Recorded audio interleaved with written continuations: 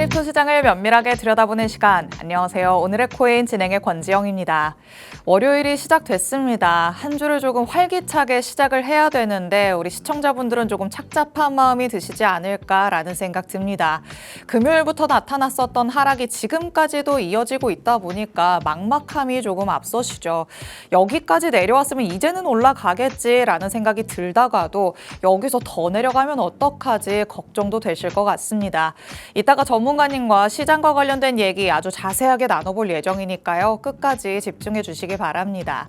일단 금요일에 마감됐던 뉴욕 증시 상황부터 짚어보도록 하겠습니다. 뉴욕 증시 3대 지수 혼조세를 보인 채로 장 마쳤습니다. 다우 지수와 S&P 500 지수는 내려갔지만 나스닥 지수는 소폭이나마 반등에 성공하는 모습 나타냈습니다.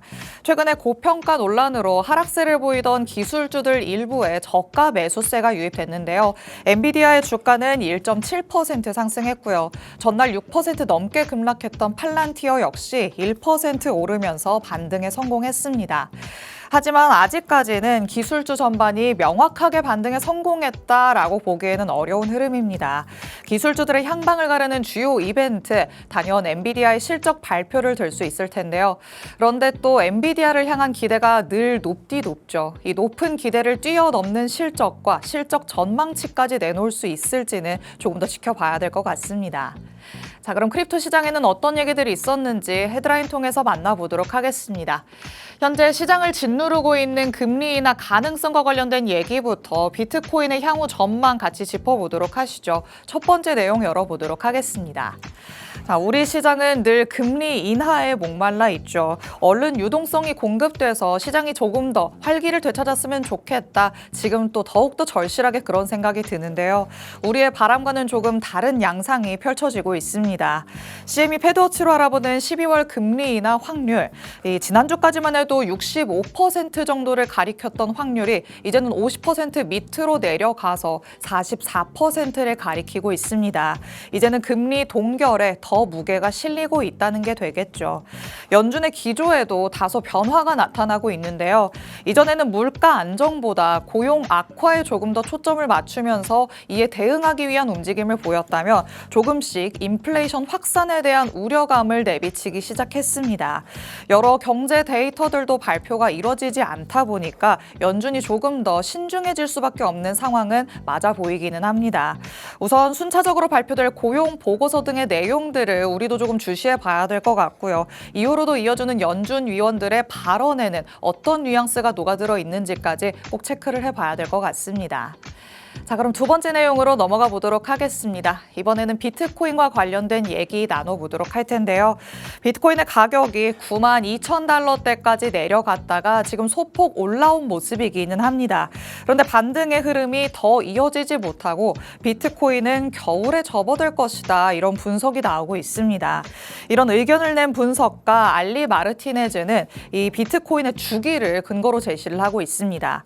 비트코인의 가격 사이클이 과거에 두 차례에 걸쳐서 1064일 상승 구조를 보였다고 합니다.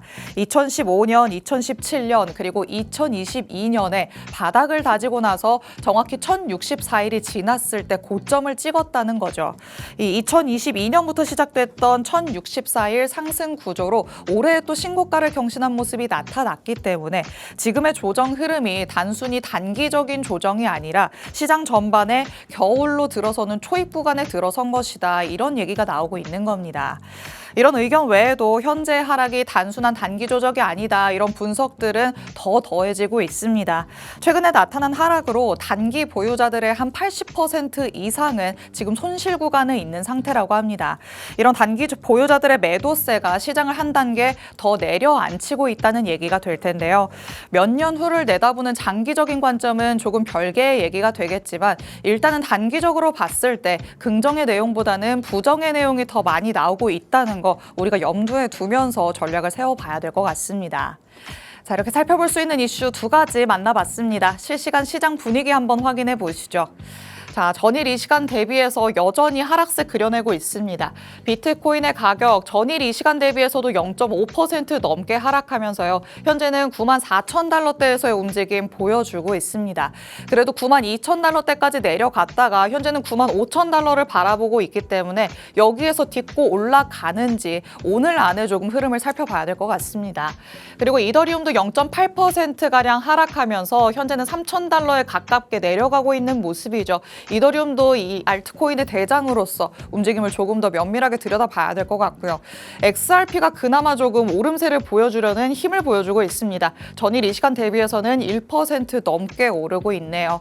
하지만 마찬가지로 솔라나도 0.3%가량 내림세 보여주고 있고 밈코인 단에서도 이렇다 할 반등의 움직임은 잘 나타나고 있지는 않은 상황입니다. 여전히 이 날씨가 추워진 것처럼 우리 시장의 기온도 한층 내려갔다라고 볼 수 있겠습니다. 여기에서 갑자기 또 다시 완연한 봄 같은 냄새가 나타날 수 있을지 긍정적인 전망을 우리가 한번 제시해 볼 수 있을지 희망을 찾아봐야 될 것 같은데 전문가님은 어떻게 바라보고 있으신지 얘기 들어봐야겠죠. 잠시 후에 꼼꼼하게 얘기 나눠보도록 하겠습니다. 그럼 잠시 후에 전문가님과 돌아오도록 하겠습니다. 오늘의 코인 가자!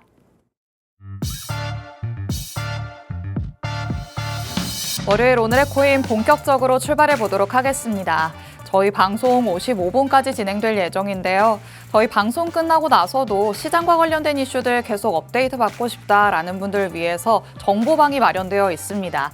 정보방 안으로 들어오시면 전문가님의 전략 24시간 동안 받아가실 수 있으니까요. 하단의 QR코드도 적극적으로 활용해 주시기 바랍니다. 자, 그럼 오늘 저와 함께할 전문가님 이제 모셔보도록 하겠습니다. 오늘 정준명 전문가님과 함께합니다. 전문가님 어서 오세요. 네, 반갑습니다. 인사부터 해주실게요. 네, 안녕하십니까. 코인의 계절을 알려주는 스마트 매매 전략의 정준명 전문가입니다. 요즘 날씨만큼이나 우리 크립토 시장의 공기도 점점 차가워지고 있는데요. 이럴 때일수록 우리 투자자의 자세는 더욱더 정교하고 차분하게 대응해야 한다고 생각합니다. 오늘 방송에서도 이제 실시간으로 흐름 체크하면서 그리고 앞으로 시장이 어떻게 될지 하나하나 좀 차근차근 하나하나 짚어드리도록 하겠습니다.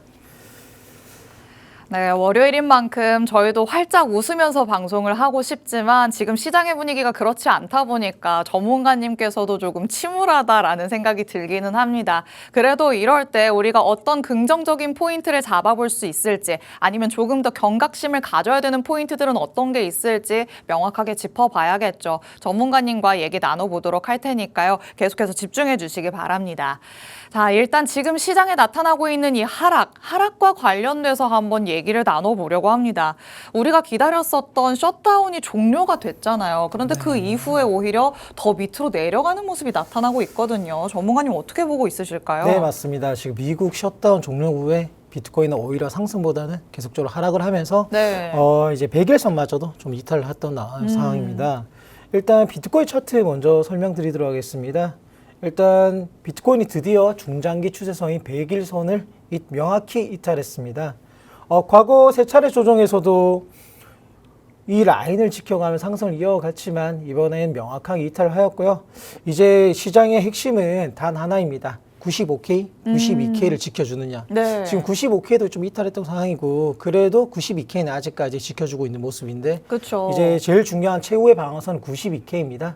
92K마저 이탈이 나온다면 우리가 88K까지 열어야 되는 부분이고 저는 개인적으로 88K까지는 가지 않길 바라지만 그러니까요. 예, 88K마저 이탈이 나온다면 정말 사이클 주별이 종료되었는가 하는 의심도 조금 더 확률이 높아진다고 생각을 하고 있습니다. 아니 이미 앞자리가 8 이게 들리는 순간부터 심장이 조금 철렁하는 그렇죠. 듯한 느낌은 드는데 일단 그래도 혹시 모르니까 가능성은 열어둬야 된다 이런 말씀이실까요? 맞습니다. 우리가 계속 상승의 시나리오만 그리기에는 지금 시장이 좀 많이 차갑게 식어 있는 상태입니다. 네. 물론 여기서 우리가 뭐 이제 사이클은 끝났다라는 뭐 신호적으로 우리가 100% 이렇게 확신하는 게 어렵지만 그렇다고 우리가 하락의 시나리오에도 대비를 해야 되는 부분이고요. 네. 일단 제일 먼저 비트코인이 탈환해야 될 부분은 97.1K입니다.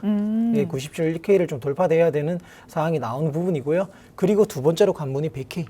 이 상징적이죠. 100K라는 이 상징적인 구간을 좀 돌파해서 좀 안착을 해줘야 되는 상황이라고 생각을 하고 있습니다. 일단 이 구간이 버텨주느냐 아니느냐 이번 주의 핵심 관건이라고 생각을 합니다.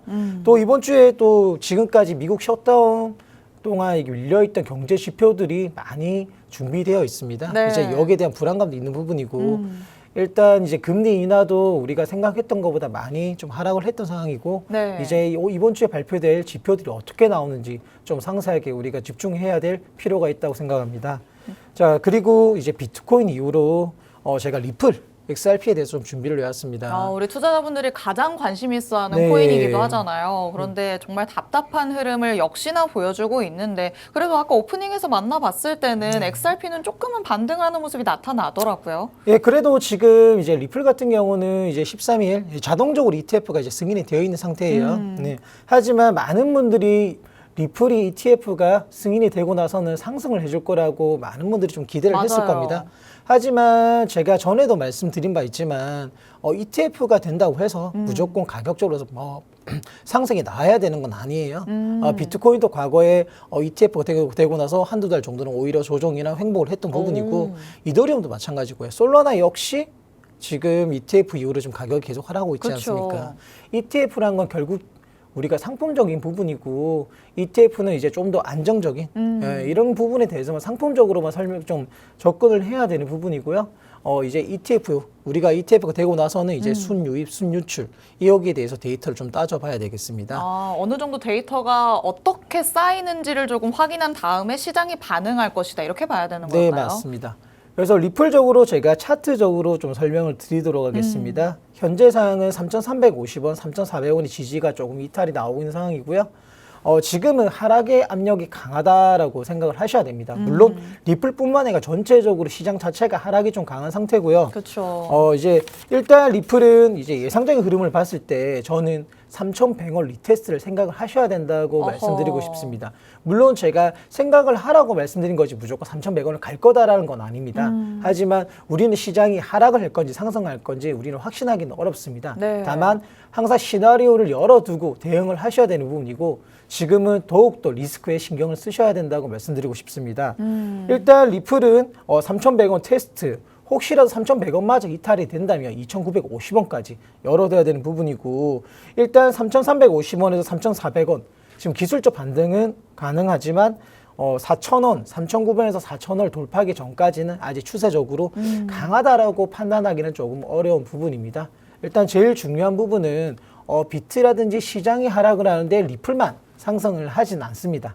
그렇기 때문에 전체로 시장 체크를 하시고 그리고 나서 리플에 대해서 중요 지지 구간 그리고 조항 구간 체크하시길 바랍니다. 네, 좋습니다. 일단 우리가 시장 안에서 대표적으로 비트코인과 XRP 같이 한번 짚어봤습니다.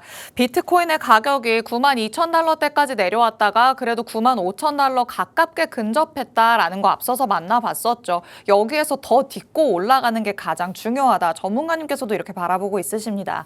앞으로의 상승 추세로 전환이 되려면 97K를 회복하는 모습이 나타나야 될 것 같고요. 여기를 회복하게 된다면 그 다음엔 당연히 100K를 돌파해야겠죠.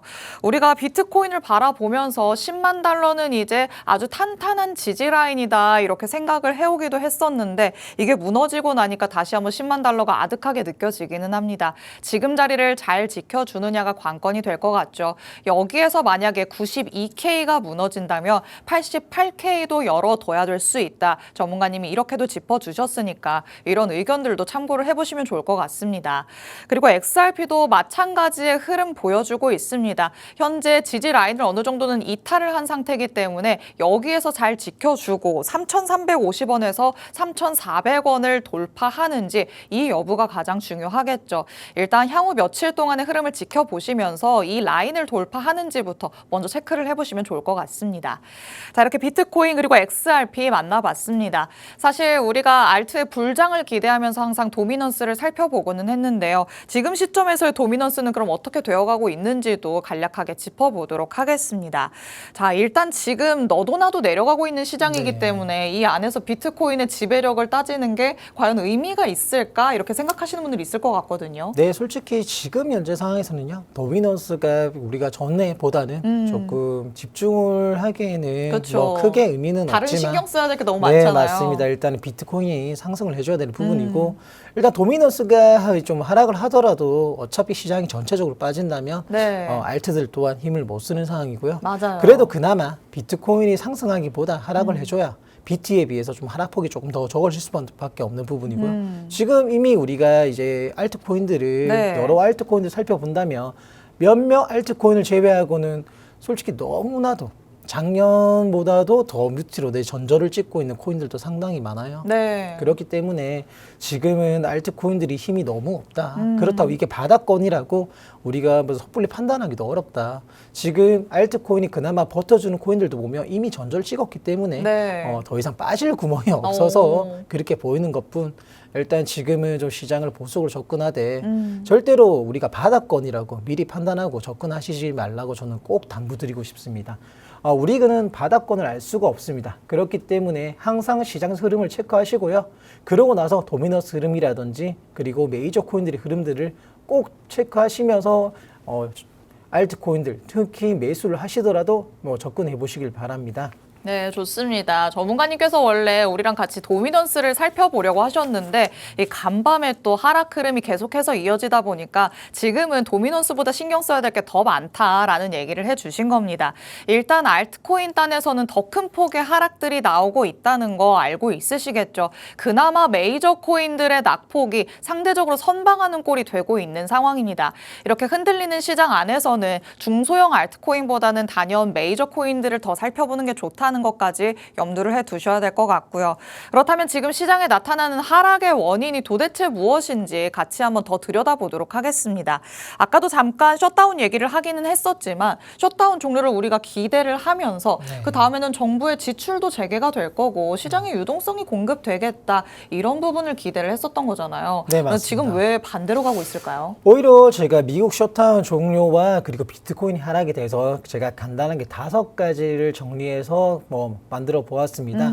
일단 첫 번째, 국채 발행이 제기되면서 시장 유동성이 오히려 축소가 되었던 부분이고요. 그리고 아직까지 주식장보다 우리가 하는 크립토 시장 쪽으로 자금이 아직까지 흘러 들어오지 못하는 상황입니다. 네. 그리고 두 번째로 TG의 계좌 보충이 되면서 현금을 흡수하기 때문에 오히려 위험 자산 쪽으로 돈들이 지금 몰려있지 않다는 거. 네. 그리고 세 번째로 부양 기대가 축소되고 위험 회피 분위기가 강화되고 있다는 겁니다. 리스크 오프라고 얘기를 하죠. 그리고 네 번째, 달러가 강세를 하면서 금리가 상승에 대한 이런 불안감도 있는 부분이고요. 지금 네. 오히려 금리 인하에 대한 확률도 아까 아나운서님이 처음에 설명드렸지만 맞아요. 오히려 줄어들고 있죠. 급감하고 있더라고요. 네, 연준 쪽에서 또 매파적인 발언들도 충분히 어느 정도 반영이 됐던 부분이고요. 오히려 이런 것들이 위험 자산, 특히 우리 크립토 시장 비트코인의 하락 압력의 원인이 가장 크지 않을까 예상하고 있습니다. 그리고 5번째로 또 추측할 수 있는 부분은 이슈 소멸로 위한 또 차익 실현, 매물 출회가 됐던 부분이고요. 이렇게 5가지로 지금 우리 시장의 하방의 압력이 가해지지 않을까 예상을 하고 있고, 물론 무조건 부정적으로 볼 수는 없는 부분입니다.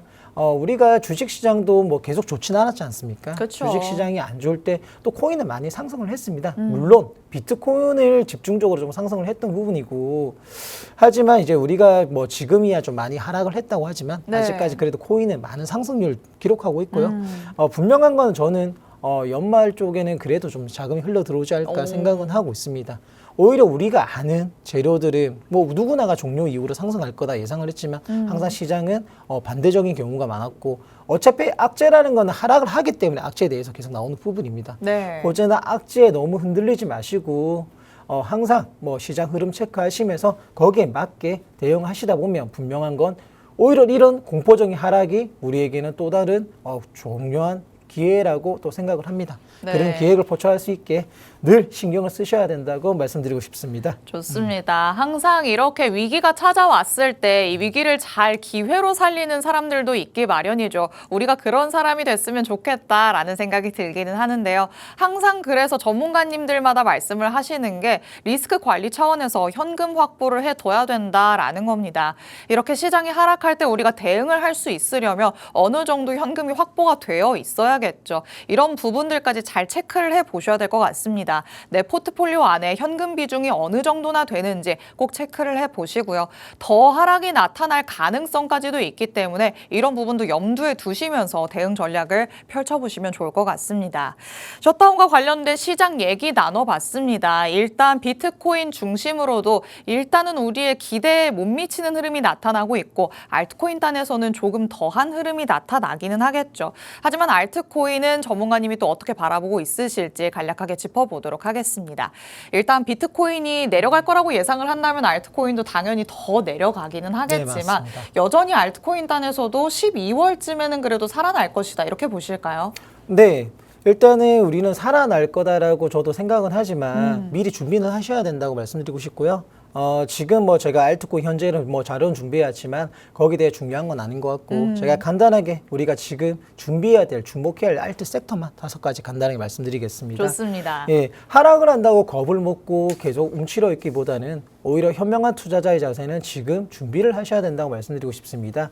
일단 제가 간단하게 지금 준비해야 될 주목해야 할 알트 섹터 5가지 말씀드리자면 누구나가 아는 지금도 시장에 가장 핫한 AI 관련 코인들 충분히 지금 가격이 많이 바닥권을 치고 있는 코인들도 많기 때문에 지금 당장 매수하시라기보다는 준비를 하시라는 겁니다. 유심히 보셔야 되는 부분이고 두 번째로 이제 L2 ETH 계열의 이제 레이어 2 관련 코인들. 이더리움은 또 지금 많이 하락을 했던 상황인데 네. 예, 이더리움은 아직도 저는 더 강하게 그리고 기관들의 고래들의 매집이 강한 종목으로 포착을 하고 있거든요. 네. 그렇기 때문에 이더리움 관련 중에서 레이어 2 관련 섹터들을 유심히 지켜보시길 바랍니다.